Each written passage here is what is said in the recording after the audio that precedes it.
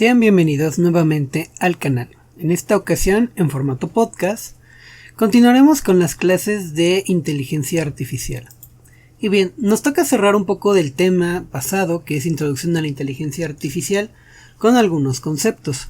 Antes, debo de aclarar que mucho de lo que platiqué el día de hoy está muy basado en una plática del Dr. Pedro Miramontes, profesor de la UNAM, que sostiene sobre el invierno de la inteligencia artificial. Y si bien aquí voy a hablar en parte de ese tema, su conferencia del doctor es muchísimo más completa que lo que yo les podría decir en este punto. Los invito a que la visiten. Voy a procurar dejar el enlace en la descripción, los que estén en YouTube, para que la pueden revisar. Y en el caso de Facebook también voy a procurar que esté por lo menos en un comentario. Bien. En parte, si nosotros abordamos un poquito sobre la historia de la inteligencia artificial, vamos a notar que hay fechas que son difíciles de no mencionar. Para empezar, el acuñamiento del término o el concepto de inteligencia artificial en una conferencia en Dartmouth, donde precisamente John McCarthy, la misma persona que inventó el lenguaje de programación Lisp, acuña dicho término. Sin embargo, mucho trabajo ya había antes previo a esto. Simplemente aquí fue la formalización, si lo queremos ver así, del término. El problema es que tratar de definir el concepto de inteligencia artificial es muy complejo. Para empezar, ni siquiera sabemos definir el concepto de la inteligencia normal o natural, si lo quieres ver así. Porque si lo vemos desde el lado del razonamiento lógico-matemático, es decir, si vemos los axiomas, teoremas, los silogismos, las contradicciones, etc., vamos a ver que incluso tienen problemas. Caemos en las paradojas. Ahí tenemos la paradoja o la famosa paradoja del barbero. Una paradoja russelliana, que es básicamente cuando un mismo sistema deja la puerta abierta para romperse a sí mismo, para caer una autocontradicción. Que para aquellos que no lo sepan, la paradoja del barbero es simplemente en un pequeño municipio, un pequeño pueblo, por así decirlo, hay un barbero, y este barbero se lleva muy bien con el alcalde. Se llevan tan bien al ser amigos que le pide al alcalde que expida una ley que ninguna persona puede rasurarse a sí mismo, de tal manera que tienen que ir con un barbero a rasurarse. Al ser un pueblo tan pequeño, el barbero del que estamos hablando es el único barbero en todo el pueblo, lo cual parece una gran idea. Así todo el mundo tendrá que ir a su barbería para poder ser rasurado. Pero la pregunta aquí viene: ¿y quién rasura el barbero? Si uno menciona que el barbero se puede rasurar a sí mismo, estaría violando la ley, porque alguien más tiene que realizarlo. Ahora, si agregamos que solo un barbero, o solo él, dado que es el único barbero, puede rasurar, entonces, ¿cómo se rasura? ¿Viola la ley o no viola la ley? A eso se refiere un poco la paradoja del barbero, cuando en el mismo enunciado terminas en una contradicción.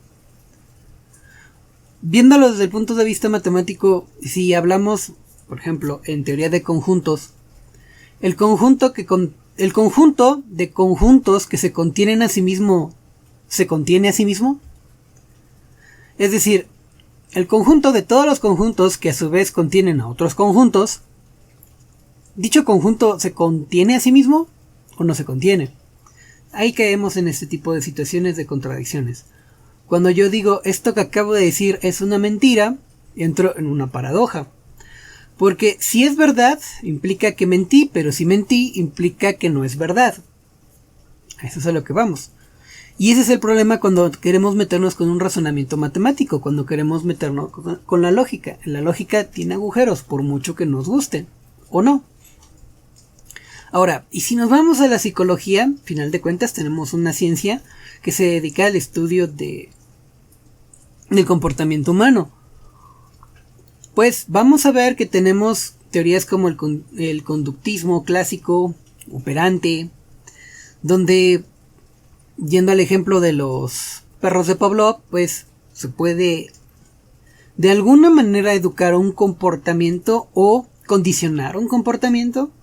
Es decir, si yo escucho, o más bien si todos los días a la hora que como veo las noticias, la próxima vez que veo las noticias estaré comiendo o sentiré hambre. Es un reflejo, a final de cuentas, y se nota mucho en los animales, aunque también aplica a los seres humanos.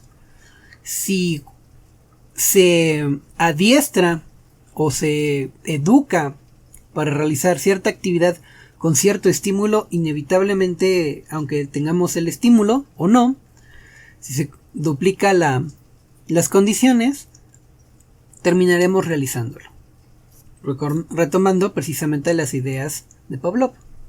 Pero también podemos hacer reforzamiento positivo para cuando nosotros necesitamos que de alguna manera algo o alguien haga algo que nosotros queramos.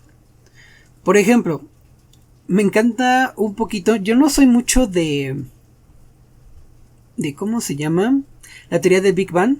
Hay cosas que no me agradan, pero hay un capítulo muy especial donde precisamente nuestra gran estrella, nuestro House, pero en el estilo matemático, físico-matemático, está educando a Penny a que haga cosas que él quiere dándole un chocolate. Está reforzando el comportamiento positivo a lo que él quiere con un premio. Está premiándolo. Básicamente está tomando a Penny como su mascota. No es agradable, pero ese es lo que está realizando. El problema de tomar estos enfoques sobre el conductismo, sea clásico u operante, es que no nos describen qué es la inteligencia, nos describen el comportamiento de seres que asumimos tienen inteligencia. Pero, ¿qué es la inteligencia? Si nos vamos hacia el otro punto, a la teoría de las inteligencias múltiples, pues Howard Gardner nos habla de que hay muchas inteligencias. Nos habla que hay gente que es simplemente más inteligente, por ejemplo, en la música, y otros que son más inteligentes en la pintura, otros que son más inteligentes en las matemáticas, otros bailando, y eso también es una inteligencia, o en un deporte en específico, y eso también es inteligencia. Es decir, cada actividad tiene cierto nivel de inteligencia requerido por el cerebro para llevarlo a cabo, pero no todos tenemos los mismos niveles en diferentes actividades. Pero ahí Howard Gardner, en lugar de decirnos que es inteligencia, nos dijo que hay muchas inteligencias. Entonces, ¿qué es la inteligencia? De nuevo, volvemos a otro problema. Y bueno, si la psicología no puede decirnos mucho acerca de la inteligencia, ¿qué nos puede decir la filosofía? Pues si nos vamos a Descartes, las cosas van un poquito peor, porque Descartes nos dice que si vamos a hacer la crítica a la razón, si tratamos de alguna manera de ver qué es lo que sí podemos comprobar, realmente lo único que puedes comprobar es que tu conciencia existe, no puedes saber nada más allá. Incluso cuando vemos aquellas teorías, incluso físicas, sobre que el universo fue creado el jueves pasado o el universo hace 5 minutos, pues nos dice que no hay ninguna garantía, o que la ciencia no puede desmentir que el universo no haya sido creado hace 5 minutos, y que solo existe tu cerebro que está imaginando o simulando todo lo que estás viendo.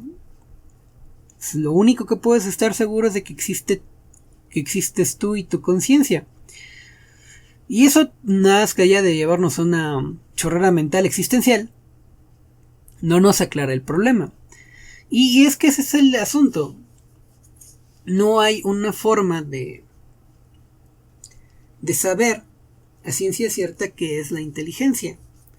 Nos gusta creer a nosotros como seres humanos que somos los animales inteligentes, pero la realidad es que los elefantes, los delfines, las orcas, varios simios propiamente, pues también tienen cierto grado de inteligencia, e incluso hay algunos animales que se les considera personas no humanas, dado que tienen suficiente nivel de inteligencia como para simular la conciencia de un niño de 2 o 3 años, pero no tienen la conciencia como para ir más allá. Sin embargo, tienen la inteligencia de un niño de 2 o 3 años, lo cual ya es bastante.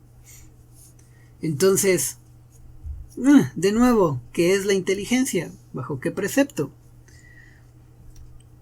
En el caso de los agentes inteligentes, nos dice que un agente inteligente puede ser un robot, puede ser humano, puede ser algunos animales, que interactúan a través de actuadores y sensores, y a partir de ellos toman decisiones. Pero si lo dejamos en esa definición, pues incluso no necesitas animales muy, muy, muy inteligentes para decir que ya actúan como un agente inteligente. Porque simple y sencillamente hay animales que comprenden que si pasan por un lugar y tropiezan con una piedra, pues hay que evitar ese lugar. Parece que solo el ser humano tropieza 2 veces con la misma piedra. Pero bueno, ese es otro rollo. Y es ahí donde tenemos pues muchas de las situaciones donde es complejo definir inteligencia. Por consecuencia, definir inteligencia artificial es todavía más complejo. Muchos autores mencionan como la mejor definición o la definición más válida a la conclusión que llegan, como es el tratar de un razonamiento, a veces lógico, a veces basado en impulsos, o a veces basado en sensores, para interactuar a través de un entorno.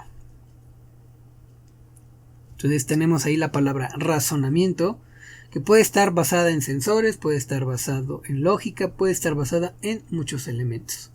Bueno, simplemente pues tratan de mencionar que pues, la inteligencia artificial es tratar de emular la inteligencia humana, específicamente la del ser humano, para evocarla en un solo tipo de problemas que pueda ser ejecutada por alguna máquina. Entonces, ahí nos agregan que tiene que ser utilizado por una máquina y que trata de emular la inteligencia humana. Si me lo preguntan, pues me uno al grupo de los que pues se elige la definición que más te convenga y con la que estés más de acuerdo, siempre y cuando tenga sustento. En ese sentido, para mí, simple y sencillamente es emular una conciencia y actuar autónomo en una máquina. ¿Vale? Simular conciencia y un actuar autónomo. No me refiero a que sea nada más la humana, porque incluso si logro la inteligencia en una máquina de un gorila o de un chimpancé, wow, ya es muchísima inteligencia, es bastante. ¿Sale? Entonces, parte ahí vamos a cerrar esa parte de la introducción a la inteligencia artificial. Y vamos a estar comenzando con el tema número 2, que es representación del conocimiento, razonamiento y los aspectos metodológicos de la inteligencia artificial. Y para eso vamos a hablar un poquito de los principios, metodología de la inteligencia artificial y paradigmas de la inteligencia artificial. Para empezar, esta parte de paradigmas de la inteligencia artificial, principios y metodología, todo el tiempo están cambiando. Lo primero que debemos de entender es que según algunos autores, nos mencionan que la inteligencia artificial se divide en dos. La inteligencia artificial clásica, que es aquella que está basada únicamente en instrumentos matemáticos, que puede ser propiamente la lógica, los silogismos, teoremas, axiomas, etc. Pero también puede ser incluso con parte del razonamiento probabilístico y teoría de juegos. Hablamos de Monte Carlo, hablamos de inferencia, redes bayesianas, probabilidad a priori, probabilidad posteriori, entre otros muchos temas más. Entonces incluye todo lo que tenga que ver con matemáticas, incluso con las matemáticas que, digamos, falsean la verdad, como es el caso de la probabilidad principalmente. Y del otro lado tenemos a la inteligencia artificial moderna. Algunos la mencionan como conectista o conexista. Denme un instante, ahorita les digo exactamente el término que ocupan. Conexionista, perdón. Y la definen como aquella inteligencia artificial que es autoprogramable por aprendizaje. Es decir, que necesita de alguna manera que se tenga un cierto aprendizaje inicial y a partir de ahí solita se programa. Es decir, puede aprender por sí misma. En el caso de la IA clásica, principalmente requiere que uno la adiestre específicamente en algún problema para que lo pueda manejar. Retomando un poquito la parte de la historia, cuando Deep Blue vence a Garry Kasparov, el campeón en aquel momento de ajedrez, Deep Blue utilizaba un tipo de algoritmo de, no exactamente de predicción, sino de exploración, completamente matemático. ¿A qué me refiero? No estaba basada, hasta donde sabemos, en redes neuronales. ¿Por qué digo hasta donde sabemos? Porque IBM no ha liberado el código fuente propiamente de Deep Blue, por lo menos hasta donde yo tengo conocimiento. Pero entonces tenemos estas dos vertientes, que ahí lo podemos decir como los dos grandes paradigmas. Aquellos que se dedican por la IA clásica o la IA simbólica, la basada únicamente en pura matemática o en leyes matemáticas, la cual tiene como característica que hay que entrenarla y a partir de ese entrenamiento se queda con esa información para toda su vida. Y la conexionista o moderna que se reprograma a sí misma conforme sea necesario, aunque a veces requiere cierta programación al principio. Otra forma en la que la definen, sobre todo como IA moderna, como la IA que está basada en estructuras biológicas. Cuando hablamos de algoritmos genéticos, cuando hablamos de redes neuronales, cuando hablamos de autómatas celulares, cuando hablamos de autómatas fungi o autómatas fito, estos dos últimos se refieren a los autómatas creados a partir de hongos, porque también se hace IA a partir de hongos. La inteligencia de manada o de enjambre, el swarm, o algoritmos de enjambre, caen en esta categoría. Pero conforme va pasado el tiempo, cada vez es más difusa la línea entre ambas. ¿A qué me refiero? Ustedes pueden tener una red bayesiana que sea autoprogramable. Eso es posible, aunque no lo crean. Aunque probablemente requiera supervisión, pero se puede realizar. Del mismo modo que a lo mejor pueden involucrar un cierto sistema de estadística, un cierto sistema matemático para resolver ciertos elementos en un algoritmo evolutivo. Así que también es posible, tampoco hay ningún problema por esa parte. Una de las situaciones que más me llama la atención en este contexto es de que se supone que los autómatas y gramáticas caen dentro de la IA clásica y por ejemplo tenemos algoritmos evolutivos o algoritmos genéticos como lo es el Grammar Evolution, que es definir una gramática y hacerla evolucionar como si fuera ADN. Entonces la línea es bastante difusa, pero supuestamente algunos autores lo manejan como estos dos grandes paradigmas. Bien, de nuevo nos quedamos donde la línea es bastante difusa y que realmente todo va en torno de cómo lo queramos implementar o qué es lo que queramos solucionar. También hay que aclarar un par de cosas. Hablando de la parte de la IA moderna o de la IA conexionista, pues mucha gente lo reduce a redes neuronales, a deep learning y machine learning y se acabó. Y de nuevo no, es mucho más que eso, hay muchos más elementos. Otra de las cosas que hay que tocar es que precisamente este tipo de inteligencia artificial, la que está basada en estructuras biológicas, fue curiosamente en parte detenida en lo que le llamamos el invierno de la inteligencia artificial. Y esto nada más para retomar un poquito más de la historia. Uno de los padres fundadores de la inteligencia artificial fue Marvin Minsky.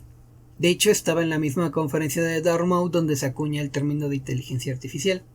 Y este señor era un científico en las ciencias computacionales, en la muy temprana ciencias computacionales, que de nuevo tampoco tenemos exactamente una fecha de cuándo empiezan las ciencias computacionales en sí. Pero el asunto con este hombre es de que él analizó precisamente el concepto de la neurona, que otra persona llamado Macaulay Spitz, bueno, eran dos personas, propusieron,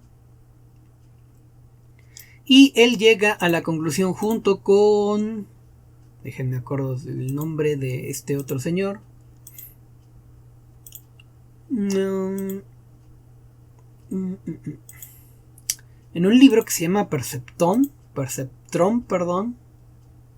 más que se me fue el nombre de la persona. Aquí está.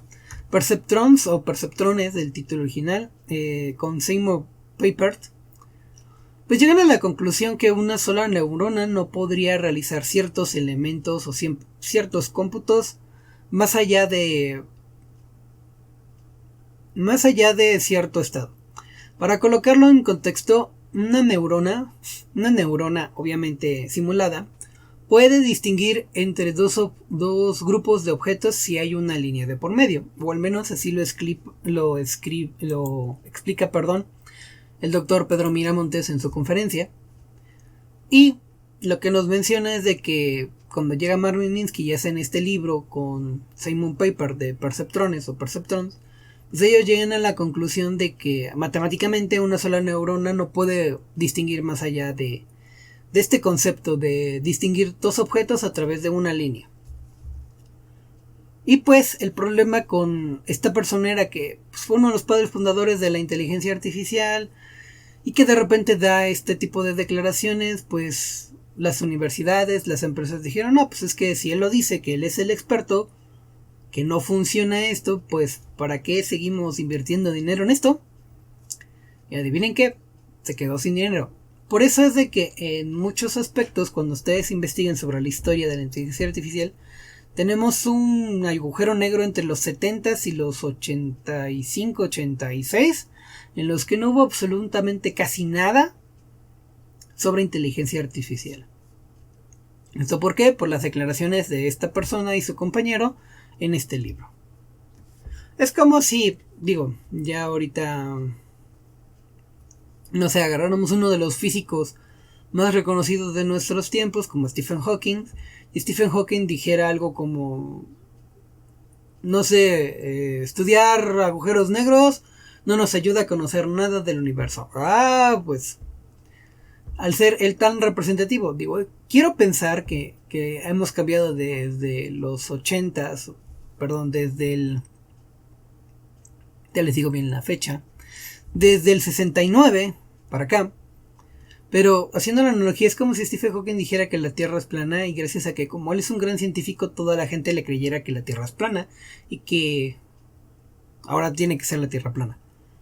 O siguiendo con el ejemplo del agujero negro, al decir que no tiene sentido estudiar los agujeros negros, la gente dejara ya de estudiar sobre agujeros negros.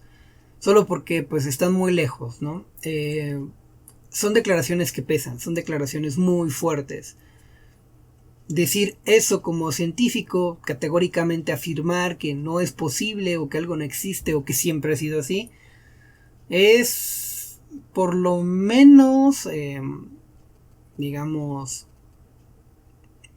curioso, irresponsable, porque en ciencia no tenemos nada seguro, o la única forma de asegurar algo es a través de los experimentos. El asunto es que gracias a esto se causó el invierno de la inteligencia artificial, que fueron varios años en los que no hubo absolutamente nada, prácticamente. Pero que posteriormente, gracias a otro libro, escrito por Rumer Hart y otro colaborador, que en este momento no tengo su nombre, se los debo, que se llama Parallel Distributed Processing, donde básicamente contempla la idea de, pues, sí, a lo mejor una sola neurona no puede distinguir, pero ¿qué pasa si conectamos muchas neuronas de este estilo entre ellas y se retroalimentan?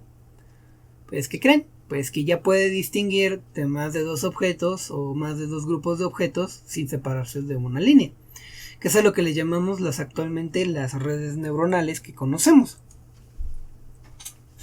Entonces, solo como acotación, pues incluso en la inteligencia artificial hemos tenido situaciones que han frenado mucho de su crecimiento.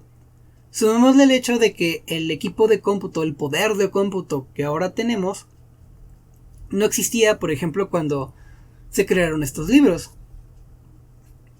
Ejemplo, este libro de Rumer Hart fue en 1986. Sinceramente, mi celular ahorita, el que tengo en la mano, tiene mucha más potencia que la mayoría de las computadoras de 1986.